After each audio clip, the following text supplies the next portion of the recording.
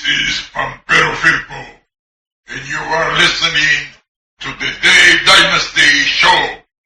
Oh yeah! My little itty-bitty bruiser buddies. United States heavyweight champion from Brazil. The world's heavyweight champion from the AWA, Nick Bockwinkel. The Midwest supporting, bruiser loving, positivity spreading, world's most dangerous podcast. Join former pro wrestler and promoter Dave Dynasty as he supports and promotes Midwest pro wrestling. Keep on growing with the Midwest Express. This is the Dave Dynasty Show.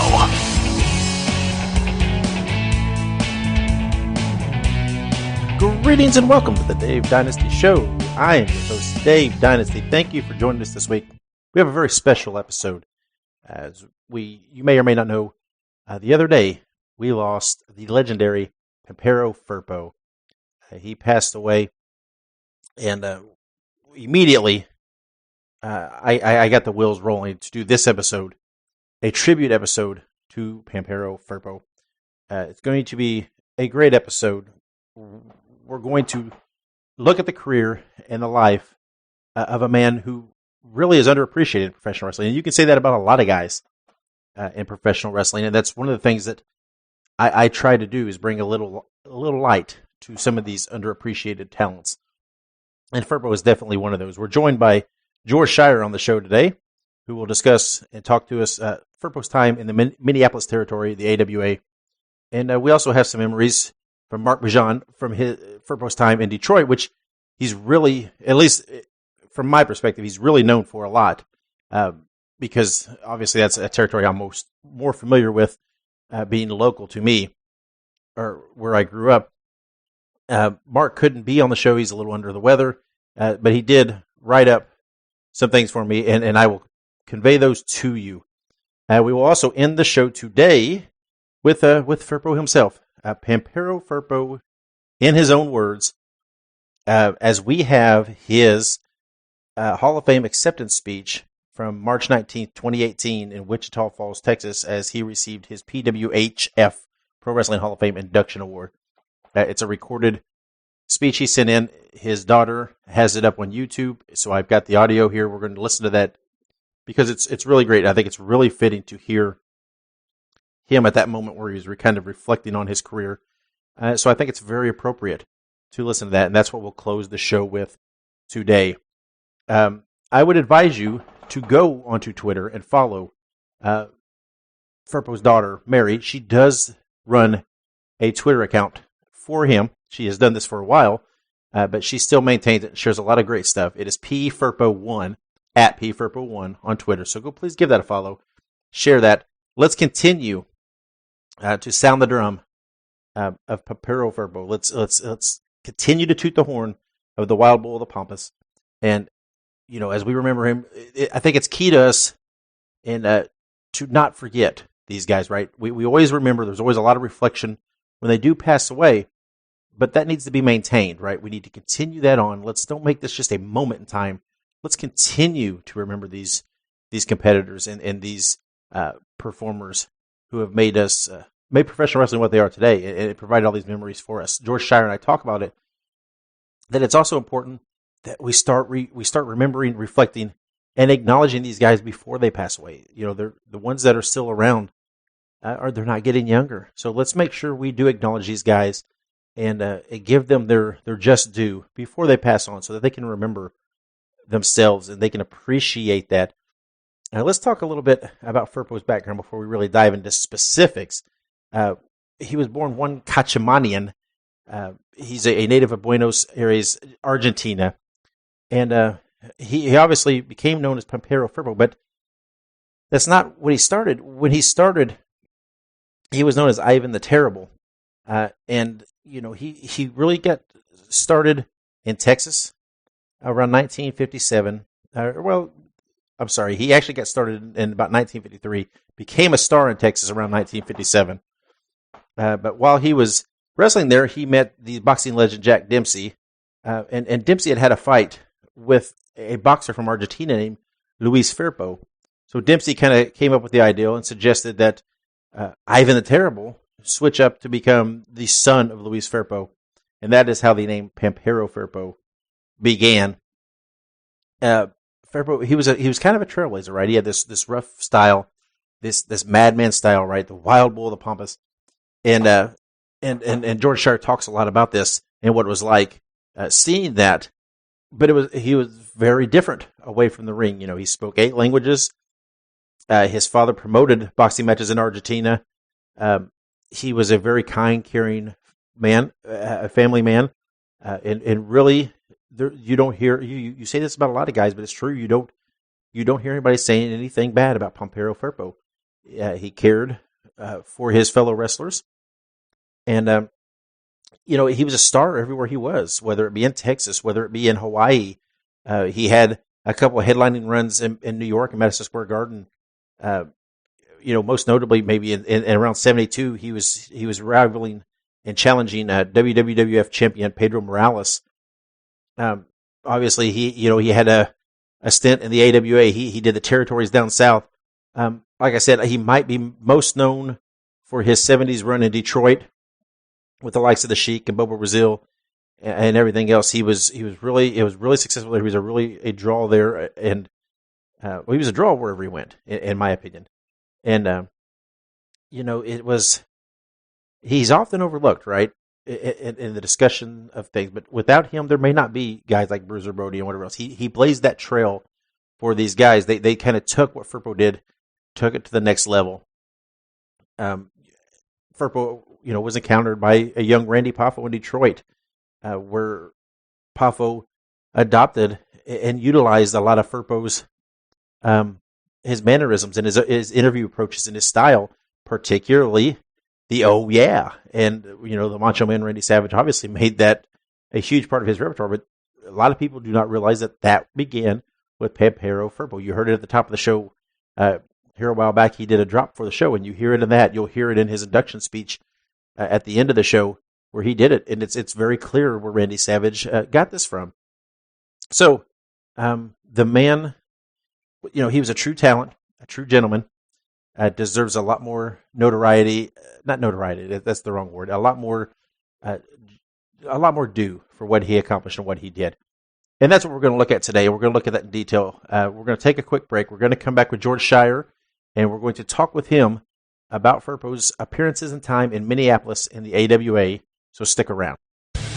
Hey, make sure you visit DaveDynasty.com. That is your central hub for everything within the world of the Dave Dynasty Show. From there, you can find links to follow us on all of our social media accounts. We are on Facebook, Twitter, Instagram, and of course YouTube, which you will want to subscribe to our YouTube channel. We have lots of classic wrestling, every episode of the podcast, and other exclusive features there. While you're at DaveDynasty.com, check out the links to help financially support the show. That is how we keep this free every week. You can go to PROWRESTLINGTEES.com/The Dave Dynasty and buy a shirt to help us out. PayPal.me/The Dave Dynasty to make a one-time financial contribution. Patreon.com/The Dave Dynasty to make ongoing monthly contributions. Or you can click our affiliate links for Amazon.com and HighSpots.com. No additional charge to you, but it helps us out. Thank you for your support, and check out DaveDynasty.com to complete your experience with The Dave Dynasty Show. Okay, and as we remember the life and career of Pampero Firpo, we are joined by the leading author and historian for the AWA and Minnesota Wrestling, Mr. George Shire. George, how are you today? I am great, Dave. We're gonna talk with you primarily about Firpo's time in the AWA, because he had a pretty good run there in a preeminent position. So why don't you tell us how Firpo came to Minnesota in that area and his appearances there? Well, the unique thing about Firpo coming to the Minneapolis territory, that's what was the AWA. And sure. If I say Minneapolis territory, I'm talking whole AWA, just so people know, because that's the way the wrestlers referred to it, going to the Minneapolis territory, right, or going to Minneapolis, okay? Uh-huh. What a lot of people don't remember or even know is that Firpo was actually in Minneapolis in 1958 before it was AWA territory. Okay. He had come in when Minneapolis was still under the National Wrestling Alliance banner, which they were until 1960. And Firpo came in wrestling in those days as Ivan the Terrible, which was his first original wrestling name that he had started in the business back in 57. So he had a brief run in Minneapolis. And it's weird because as a little kid, and I was only, in those days, I'm so darn old now, but in those days I was about 6, 7, 8 years old, and Firpo had come in, and I have, as all kids that age, you have this, the memories aren't real strong, but I do remember this wild man with the fuzzy hair and the big beard, which, back in that era in the late 50s, that was still something out of the ordinary, because in that era, people were used to looking at the hairdos on the guys like Elvis Presley and Ricky Nelson and that sort of type of haircut, if you can put that in your mind. So Firpo was out there, and he was in just for a short time, but he had some high-profile matches, and the one that I have a memory of, and thankfully I still have the program for it, he had teamed up with Joe Pazendak, and they had taken on Vern Gagne, of course, Minneapolis' favorite, and Ilio DiPaolo as Vern's partner. And that was the match I remember them in. There was some history in that one because Vern was battling his former teacher in that one, Joe Pazendak, as Joe Pazendak, along with George Gordienko, were kind of responsible for Vern's early training into the pro ranks. So that was student versus teacher, and, of course, you adding the Wild Bull in there. But he was Ivan the Terrible. He did, though, then come back to the Minneapolis territory in 1964. And it was first announced when he was coming in that the program said he's so wild and uncontrollable, and the referees don't want to deal with his matches, and he's the most disqualified wrestler, and he's the wild man from the Pampas, from the Argentine, and all the buildup that they gave him. And they even said that there are opponents that don't want to sign a match against him. So they were really hyping his appearance. Right. And when he came in, he had this somewhat broken English, billed as Pampero Firpo then. And right before he did come into Minneapolis, he had just a brief run in Omaha, which at that time, Omaha was part of the AWA, but in many ways, Omaha was kind of a territory within itself because they got a lot of different talent from the Central States territory that always didn't make it to Minneapolis. And Firpo had a brief run there where he had some top matches. But when he came into Minneapolis, it just became a natural by the time that he had come in, that after he had went through several of his opponents, there's always that guy, the Crusher, that was going to have to take care of him. And Crusher had become the top babyface and everybody's favorite. And the matches between Firpo and Crusher, you have to remember in that day, too, the Crusher was still in 1964, in 65. He was still the roughneck, the heel-type persona, and not so much the cartoony figure that he had morphed into the 70s and by the time he had finished his career in the 80s. Right. So the Crusher was still very much believable as a bully, as a bad guy, but he was a bad guy that the fans now cheered. Sure. And his matches with Firpo were phenomenal. Just crazy stuff. Yeah. Now, how much of this of Firpo's style that he became known for do you think was shaped? Because he had a very prominent run in Texas, and Texas was known as kind of a rough state. With they had the brass knuckles titles that ended up coming with Wild Bull Curry there. Right. How much of that style do you think he developed there and brought out? Because he kind of was very unique when he ventured out into like Minneapolis and stuff with this style, because not a lot of guys were doing this real rough style of his.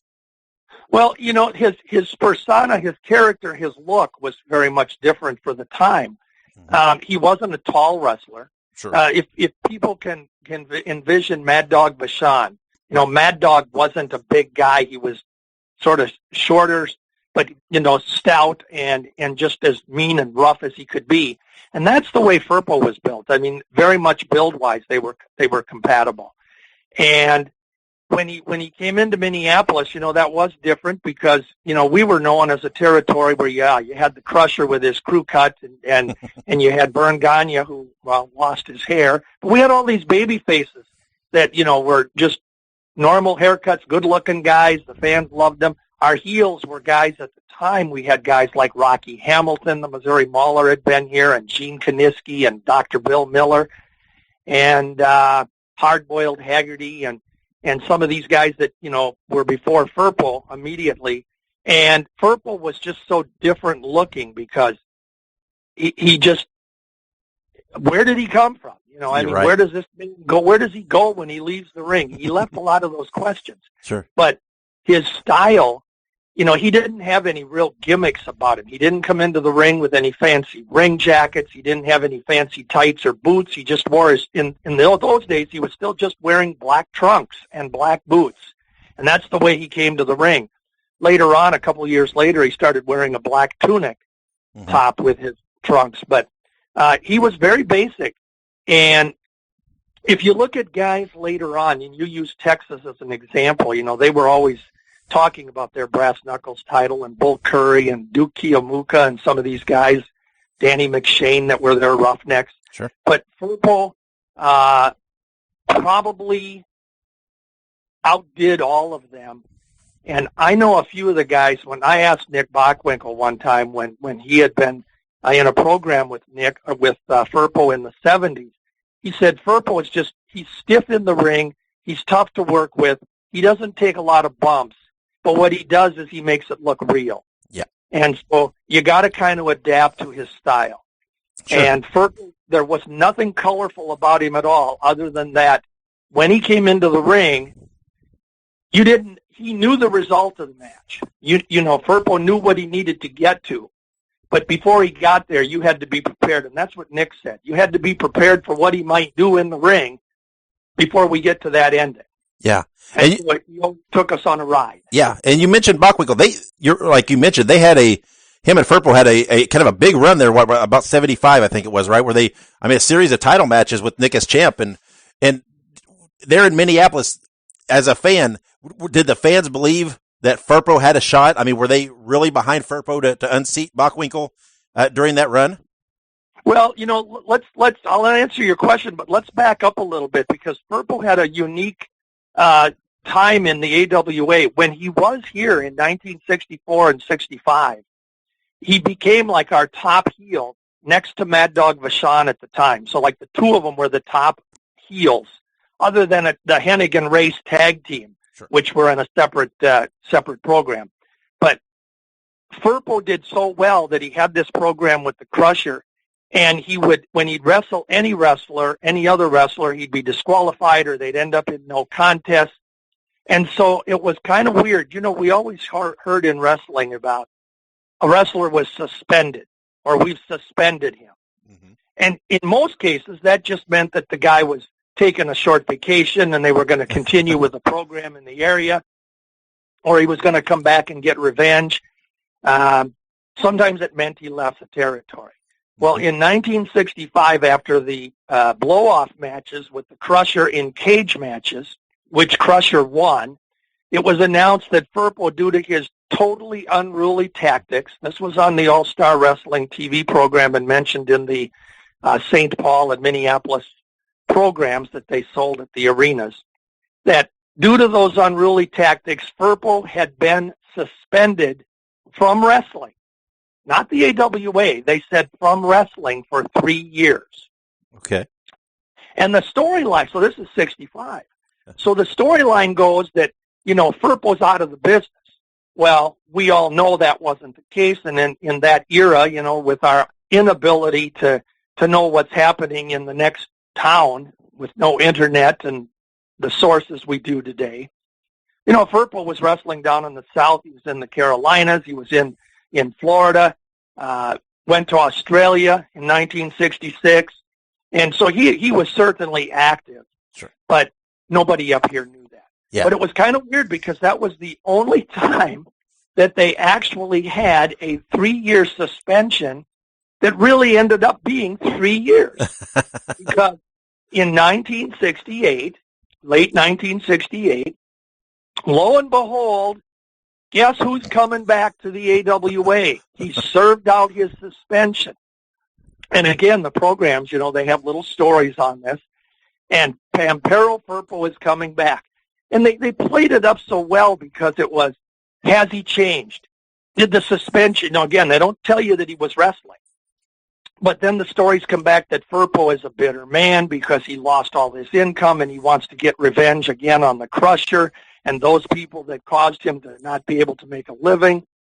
And so the story is he hasn't changed. He's going to be a mean roughneck again. Well, when he comes back in late 68, 69, he's back on top against the Crusher. And they have a few matches. He wants to get revenge. He's blaming the Crusher for everything. And during one of their matches, our number one bad guy at that time in the territory was Dr. X, Dick Beyer, the Destroyer. And Dr. X is also feuding with the Crusher. So during one of Firpo's and Crusher's matches, Dr. X comes to ringside. He wants to take a shot at the Crusher and frustrate him. Well, lo and behold, he misses, and, he sort of knocks out Pampero Firpo. Crusher beats Firpo. Now Firpo wants to get revenge on Dr. X because he's the man that cost him his match against the Crusher. So they had a nice storyline going. Sure. And they had this match, Firpo versus Dr. X. Now the question is, who are the fans going to side with in this one? The promoter comes out, Wally Carbo, he says, hey, I don't care if they both just eliminate each other. You know how that goes. Yeah. And so Firpo, the fans take to Firpo because Doc is so over at that time and everybody wants to know who he is under that mask and the whole storyline there. So Firpo gets the cheers. Now, this was a weird thing because now we're in 1969, pushing to the end of 1969, and we're in that era, for my era at that time. Here I am, a 18, 19-year-old kid. It's along the hippie movement in America. The guys all have the longer hair. The college kids, they're into make love, peace, not war. You know how all that stuff goes back then. And Firpo sort of became a cult hero where the college kids were coming to the matches and they were cheering Firpo. So he became that anti-establishment. And before you know it, the Firpo is now getting the cheers. The fans are buying into his character. He hasn't changed his style at all, but he's now a babyface to the fans because he's taking care of Dr. X. And then he gets involved with Mad Dog Vachon. He's going to have a match with the Vachon brothers. Well, the Crusher was also feuding with the Vachon brothers because it was the Vachons who had taken the tag team title from the Crusher and the Bruiser many months earlier. So Crusher, he wants the Vachons. He can't find the Bruiser to get him to come to a match. They use that storyline off and on. Yeah. So he said, I'm going to come up with a partner. Well, who's it going to be? They played it out for a week on TV. Crusher comes to the interview area on his interview on TV, and he's got a stool sitting there with a guy sitting on the stool with a big tarp over him. And he said, I've got a partner, and the Crusher in his normal delivery of his interview. And the Vachons are going to tremble. And who is this going to be? Well, when he pulls the tarp off, here it is. Oh, my God, Pampero Firpo. Now you've got this great storyline because Crusher and Firpo haven't made up, as far as anything from their past. But now you got that great storyline with the fans. Can they trust each other? Can Crusher trust Firpo? Will they turn on one another? Is the Crusher really in a match against 3 guys instead of 1? So, it was great. And Firpo at that point became a bona fide babyface in the AWA, and then he stayed here until 1970, and that was when he just, like most wrestlers do, they run their course and they just sort of drift off and disappear. But that stay right there, he was a babyface. Still very much the wild bull of the Pampas. Mm-hmm. And he had, I can never do this, no one can do justice to the way Firpo delivered his final line on just about every interview he did. But I will say it, and you can put Firpo into it. He would end his interviews with, "It is I. It is me. It is Pampero Firpo. Oh, yeah." And then he'd walk off the interview. And he really became a hero at that point. Now, going into the Nick Bockwinkel question that you had asked about, Firpo came back to the AWA then in 1975-76. And he came back as a babyface. He wasn't brought in as one of the premier main eventers, but he was in high-profile matches. He had some tag matches where he'd team up with some of the baby faces, and he ended up getting the title matches with Bockwinkel around the circuit. And so to answer your question about Nick and whether or not the fans bought into Firpo, could he beat him? Firpo was a lot like Mad Dog Vachon then, where the fans got behind him because they hated Nick Bockwinkel and Bobby Heenan, his manager, always interfering, and the cockiness and the arrogance that Bockwinkel put forth on his character. And yes, they believed that a guy like Firpo could out-roughneck him. They could outwork him in the dirty department. So it was very believable. And of course, when Firpo would be disqualified, or Nick would be disqualified, because of Bobby's interference or something along those lines, it was always the great ending, because when it was all said and done, Firpo cleaned house on both Bobby and Nick and left them laying there even though he didn't get the title. And the fans go home happy because he didn't win the title, but he certainly won the war. Right. And that was the way wrestling was, so good back in those days. Yeah. And Firpo really did have a good run. Now, I have a funny story about that last run, too. Okay. Because during this same time period, right before Firpo left for the last time, the Valiant brothers were here, Handsome Jimmy and Luscious Johnny. Mm-hmm. They were involved in a program around the AWA against Larry Hennig, who was now a babyface himself, Larry the Axe, and his partner at the time, Big Joe LeDuc. They were billed as the Lumberjacks. So we had two tag teams. Tag teams were always huge in the AWA. Sure. And they were in a program with the Valiants. Well, it got to the point where the AWA isn't big enough for both teams. So what are we going to do? Well, we're going to have a loser leaves match. Now, it was fairly obvious, even to, I think, casual fans that, Hennig isn't going to leave. Maybe, and maybe, will they run the Valiants out of town? Mm-hmm. Well, in our Minneapolis match, I don't remember what the reason was, but Joe LeDuc did not make the match. And Hennig teamed with Firpo. And, of course, that went over well. Uh-huh. And Hennig and Firpo are against the Valiants in this loser leave match. Well, the Valiants lost. And they were gone. That was it. Their AWA run was over. Yep. But ironically, Firpo was gone too. Nobody ever heard again from the man. Okay? And so we used to laugh. This is 40 years ago now. But I remember a bunch of us, we chuckled. We said, well, Firpo must have misunderstood the rules because he won the match and he left. Yeah. That is funny.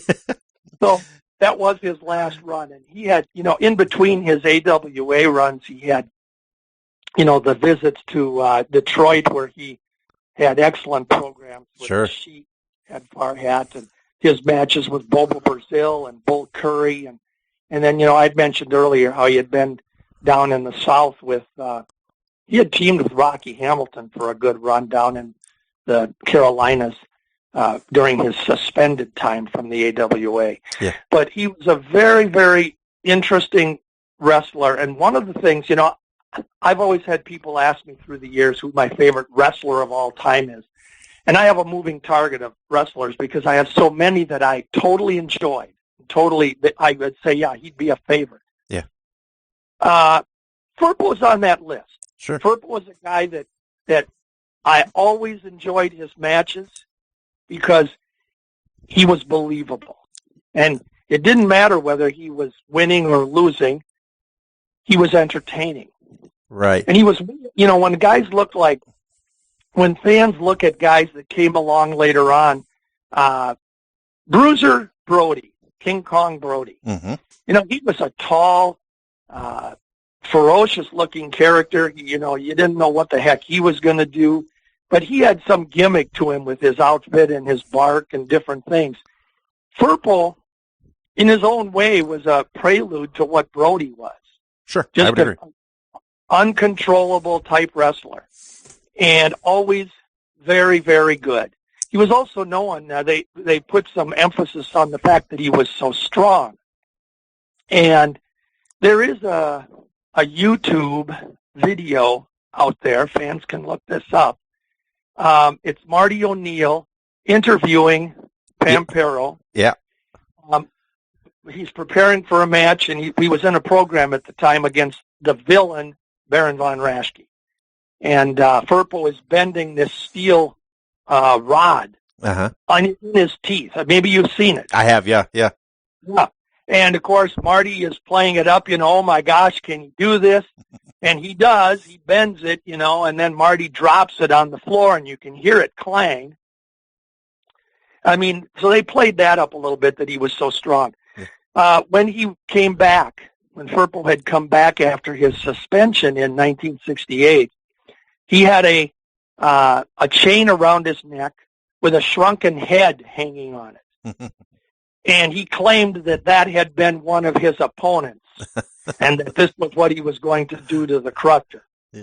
And when he came back again in 1974 or 75, he had adopted his claw hold that he was using, which was very similar to what Raschke had used and Fritz von Erich. It was the same, scenario. Yeah.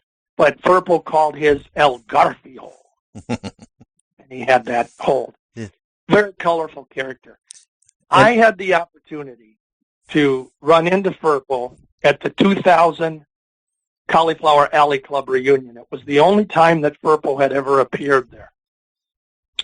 And he was sitting at a table when we walked into the wrestling room at the reunion, and you would not have recognized who this man was. Now, you have to remember, that's 2000, that's 20 years ago, so he would have been 69, 70 years old, give or take, at the time, because he just passed and he was 89. You're right.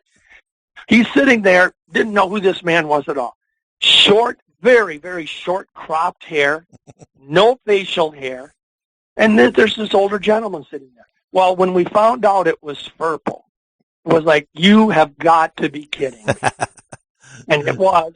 And I had the chance to sit down with him, and I talked with him for about 15 minutes, and I just told him, I'd never met the man.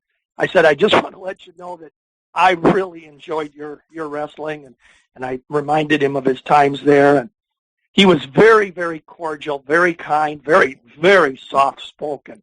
You'd have never pictured him to have that roaring voice that he'd had.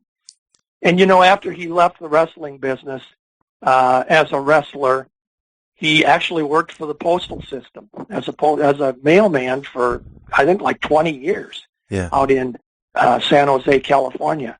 So very, very nice man from that little bit I knew him, but he was a real credit to the business. Yeah, and I mean, it's very ironic because you always hear these stories away from the ring, how he spoke all these different languages and was this wonderful family man and father, And you hear these road stories from wrestlers that when they would travel and they'd have, hotels with kitchenettes, that Firpo always did all the cooking. And he was, I think he even had a road nickname. A lot of times they called him Mama Firpo because he would, look out for the boys and stuff.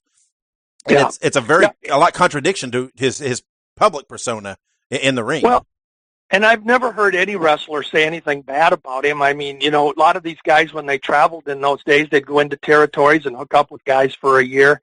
And I've never heard anybody say anything bad. I'll tell you one thing I was really happy about. Firpo was one of those guys that he was such a good entertainer. He was such a good worker. He was respected. Promoters were okay with him. He always lived up to his part of the bargain. And he's one of those guys that when you think about it in the mainstream, sometimes he gets lost because there were so many great talented workers back in that era. And, Firpo can get lost in the shuffle. Sure. So I was very excited because back in the fall of 2017, when I was on the nominating committee for the Pro Wrestling Hall of Fame in Wichita Falls, Texas, we had it was myself, James Beard, great referee, and Gary Young, who, Gary Harrington is his name, but Gary Young is his wrestling name. Right. Back in the 70s.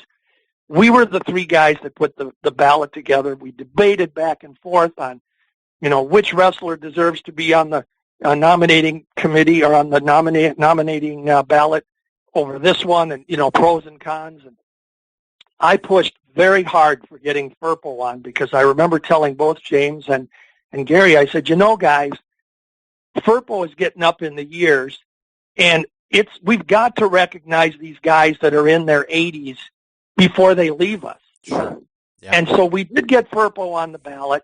He did get inducted in May of 2018, so just a little over a year and a half ago. He was at the Hall of Fame to receive his plaque and his acknowledgement into the Hall of Fame, and it hangs there proudly. But I was just really excited because I remember pushing so hard that Firpo had to be one of the guys over any of the others that we were talking about, other names. Yeah. Like get him on there while we can get him. And we were able to get in touch with his daughter at the time and secure that he could make it. And he was ecstatic to get this recognition. And I think that's important because I was just telling my wife yesterday, I said, my God, in the past 5 years, we have lost so many guys. Yeah. And most of them old age is normal and deteriorating health, etc. But that's normal. But it is almost to the point where it's just in the last year. I mean, Larry Hennig, Dick Beyer, Harley Race. We lost Gene Okerlund and Bobby Heenan, and you just go backwards. I mean, we just lost so many. Bruno Sammartino. I mean, it's crazy. Yeah, I know.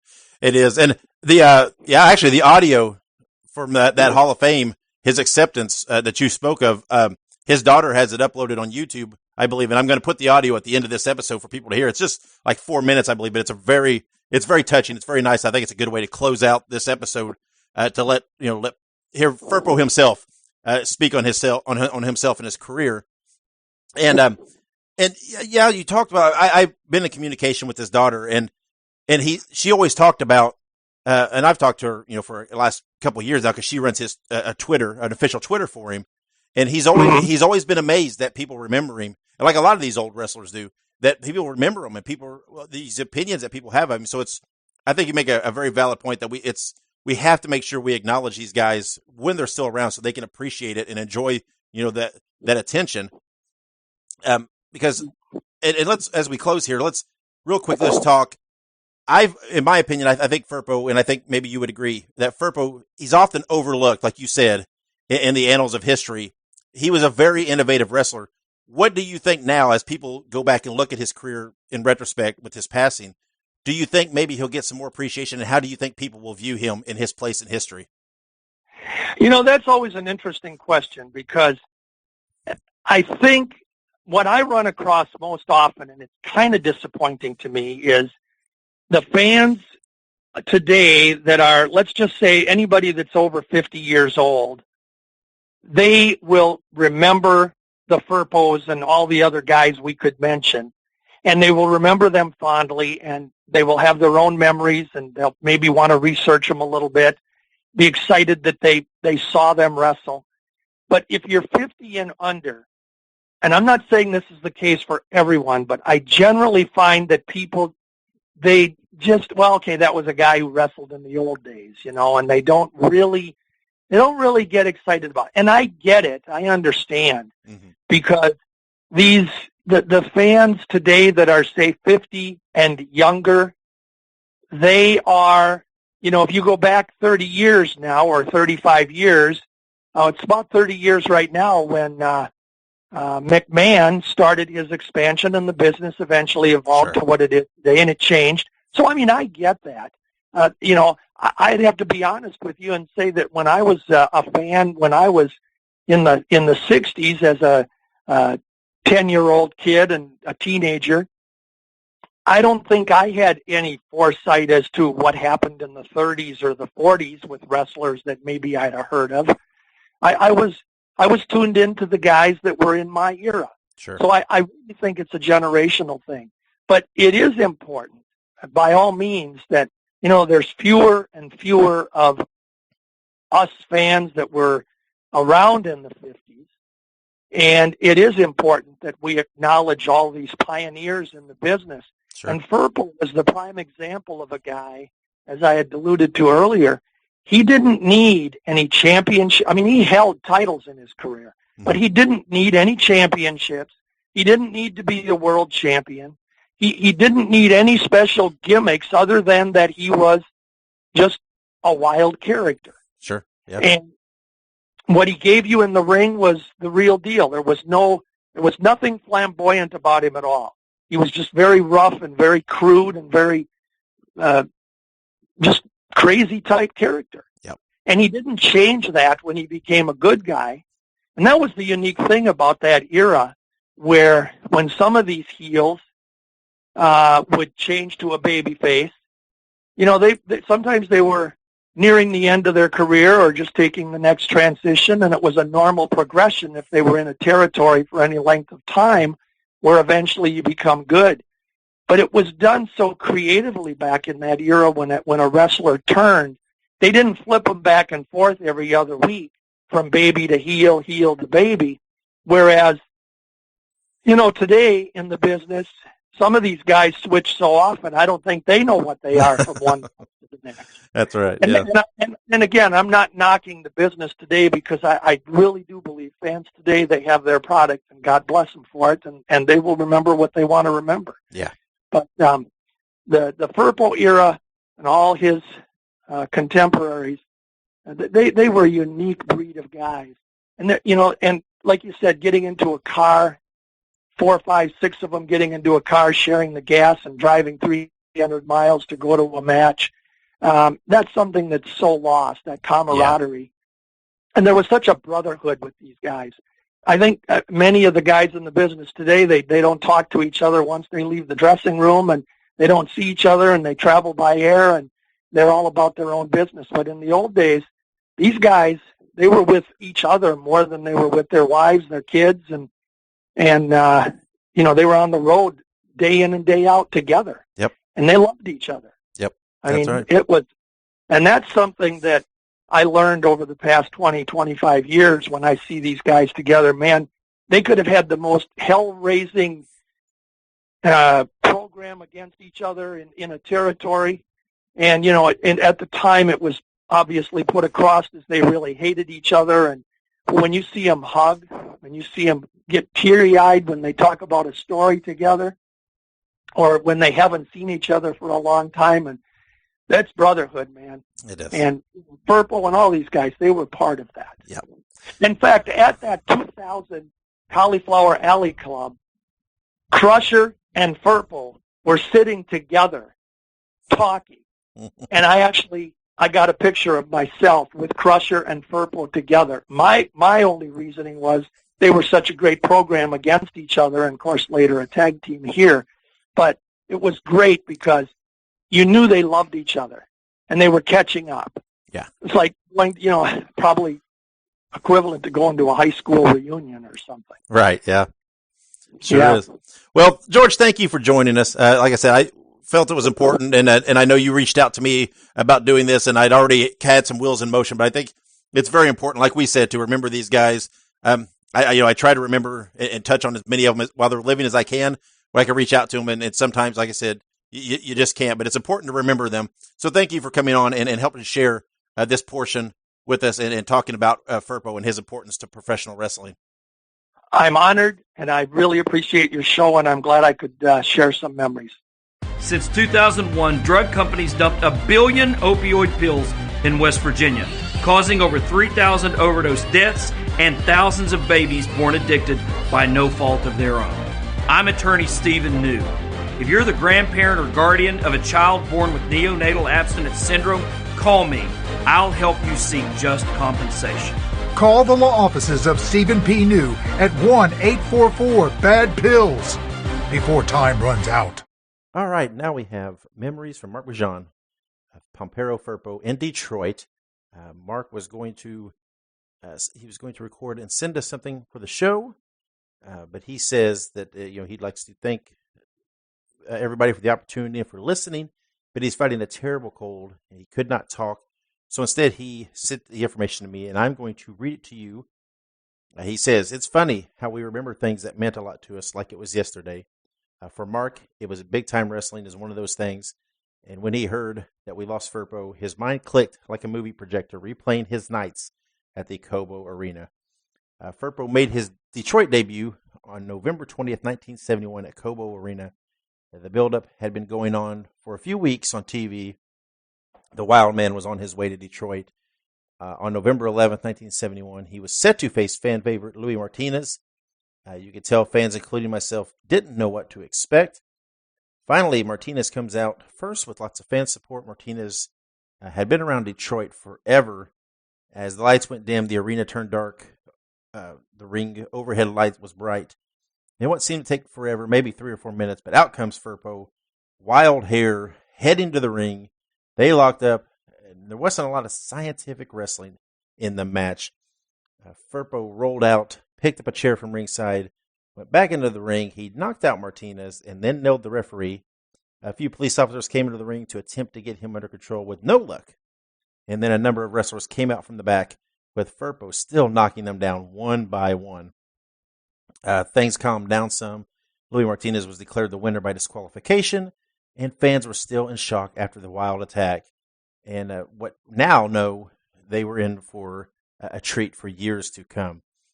As the end of 1971 was coming, Firpo finished out the year with these following matches. On December 4th at Cobo, he defeated Jess Ortega. December 18th at Cobo, he defeated Sonny King. December 26th in Toronto, he defeated Mike Lauren. December 27th in Cobo, he defeated Lord Layton. So he made pretty quick work of all these guys, including Lord Layton. And moving into 1972, that's when he really took off in Detroit. He started with a bang in 72. Firpo was already in the main event. On January 8th, 1972, Pampero Firpo teamed with the Sheik and worked against Wild Bull Curry and Tex McKenzie to a bloody no contest. Over the next couple weeks, Firpo made short work of the likes of Luke Klein in Toronto on January 9th, Mighty Igor in Dayton on January 10th, and that was a DQ win. DQ win. Bull Ortega in Cincinnati on the January 11th.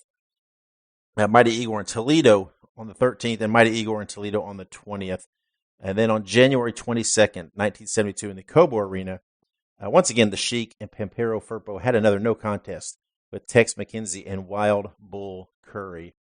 The rest of 1972, Firpo was a regular workhorse in Detroit, Toronto, and Ohio. His matches with Tex McKenzie became legendary. He took on every major name and traded U.S. title matches with Bobo Brazil, and he won the title in Detroit a couple of times. So 1972 was a tremendous year for big-time wrestling at the Cobo Arena. There was a record number of sellouts, and Pampero Firpo was one of the reasons why. 1973 was pretty much just a continuation of 1972. Another great for wrestling in Detroit. 1973, Firpo was now a solid mainstay in Detroit, and Firpo worked what seemed like quite a few death matches, cage matches, change matches, He still teamed with the Sheik, had more bloody feuds with Bull Curry, Tex McKenzie, Killer Brooks, and the bouts just never seemed to get old, and the crowd was loving them. In 1974, the Sheik Firpo matches, the first 3 months, they started battling, and they had some wild bouts at Cobo. In the middle of 1974, Firpo even turned face, teaming with Bobo Brazil, taking on Killer Tim Brooks and Ben Justice. And Firpo also had some crazy matches with Tim Brooks one-on-one. By the middle of 1974, Firpo left the area for a number of months, but he returned on November 11th, 1974, to win a Battle Royal, and then he also defeated Hartford Love on the same card. But by 1974, we had the addition of Dick the Bruiser, Abdul the Butcher in the mix, and if you combine that with the Sheik, Bull Curry, and Firpo, Detroit was a bit of a hardcore heaven, and precursor to a lot of stuff that was to come in professional wrestling. Pampero Firpo still made a number of visits to Detroit, but by mid to late 74, he was gone again to other territories. In 1974, Firpo's Detroit appearances were cut down, but the fans still turned out when he was on the card. In 1976, Firpo returned, and in the middle of 1976, he had another solid run, including another U.S. title win from the Sheik on July 17, 1976. In 1977, things were starting to really go down at this point for Firpo in the territory. He only came in once, maybe twice in 77, and that was pretty much it for his time in Detroit. Mark spoke with him a couple times, and he said the good paydays were gone, and he kind of saw the writing on the wall in the territory. Mark says he had the pleasure of seeing Firpo in his Detroit 72-73 at Cobo being the best years, and the following years were good, but there was nothing like the 72 and 73 runs. He also saw Firpo work in Ohio and Toronto. Whether he's a bad guy or a good guy, the fans always loved Firpo. We're always there to support and appreciate his work. In 2017, Mark says he received part of Pampero Firpo's scrapbook with personal notes, which means a lot to him. He really values it, and he keeps in touch with Firpo's daughter, Mary, and his son, John, who he treasures as friends and says are very awesome people, which I can attest to that as well. And if you look on Facebook, Mark says he has several Facebook groups about Detroit, Toronto, Ohio wrestling and the wrestling history. He tries to keep that history alive, and a lot of that includes memories of Pampero Firpo. So I advise you to go onto Facebook, look at Mark Bujan's groups, Detroit, Toronto, Ohio professional wrestling history. So that's a little rundown, kind of an overview of Pampero Firpo's time in Detroit. Thank you to Mark Bujan for sending that in. Again, we apologize that he could not appear on the show, but like I said, he's not feeling well and could not record, and really doesn't even have much of a voice. He said as he texted me. So, but he did. Thankfully, he sent in the memories so that we could still share the Detroit years and the Detroit stay of Pampero Firpo. Some legendary battles there with Wild Bull Curry, Abdullah the Butcher, the Sheik, of course. Some great stuff. And like I said earlier, probably some of his most known work and some of the highlights of his career. So we're going to wrap up. We're going to take a break, come back, and close the show out as we pay tribute to Pampero Firpo. If you are looking for the best books, DVDs, and posters on classic wrestling nostalgia, then you want to visit crowbarpress.com. There are literally dozens of titles there, including biographies of the likes of Bruiser Brody, Ole Anderson, Ivan Koloff, and of course, Dick the Bruiser, as we've spoke about here on the Dave Dynasty Show. You want to visit crowbarpress.com for all of your classic wrestling nostalgia needs. Again, that is crowbarpress.com. All right, and we are back. Thank you again to George Shire and Mark Bujan for sharing their memories of Pampero Firpo and helping us pay tribute to him today on this special episode. Thank you for listening and for honoring the man, the history, the wrestler, the legend, the gentleman that is Pampero Firpo. I apologize for the alarm there. But yeah, thank you for joining us. Please share the episode. Please help spread the word. Tell everybody that you know to listen. And let's keep his memory alive. Again, let's don't make this a moment in time. Let's keep his memory alive, ongoing. Next week, we got another very special episode to me. Every year, they do the Wrestling Observer Hall of Fame voting in the Wrestling Observer newsletter. And there are some guys who I think are very overlooked.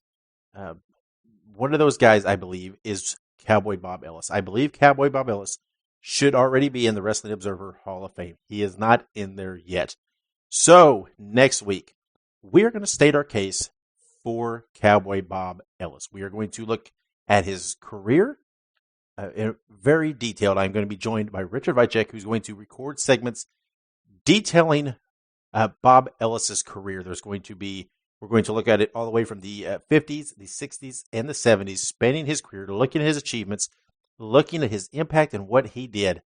And then I am going to lay it out, and Richard and I are going to state the case of why Cowboy Bob Ellis should be in the Wrestling Observer Hall of Fame.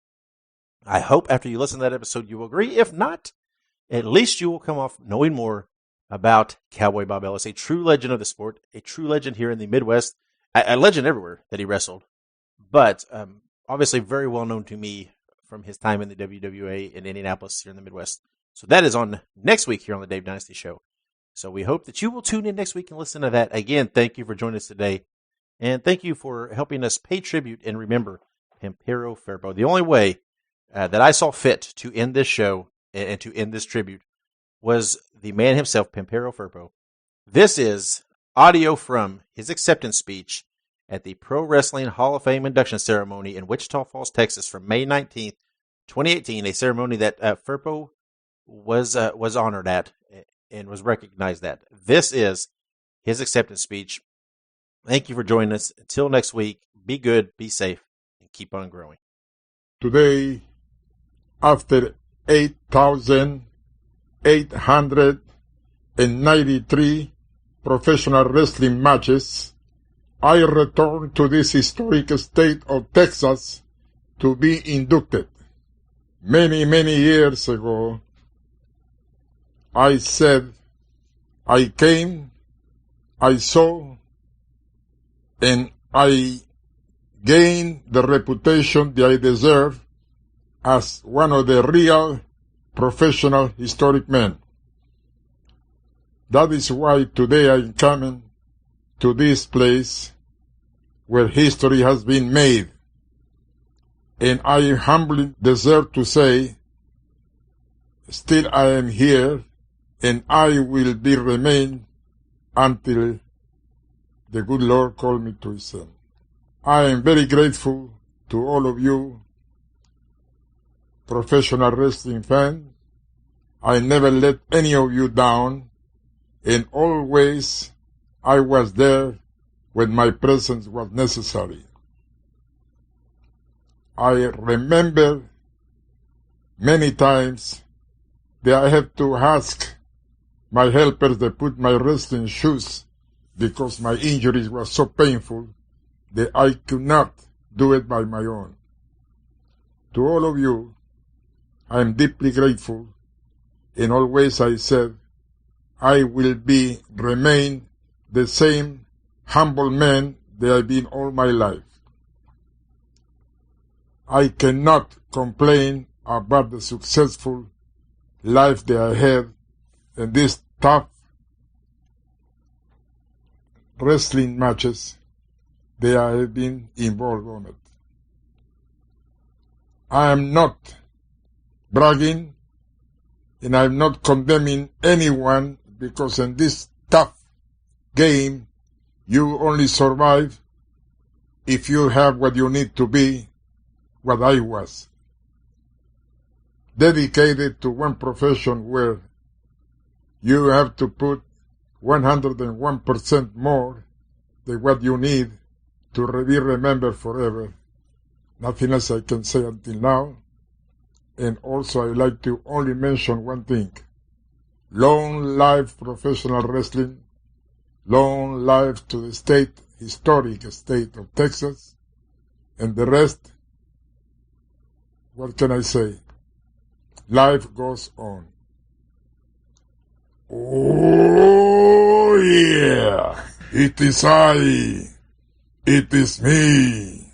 It is the one and only, the original Pampero, the missing link.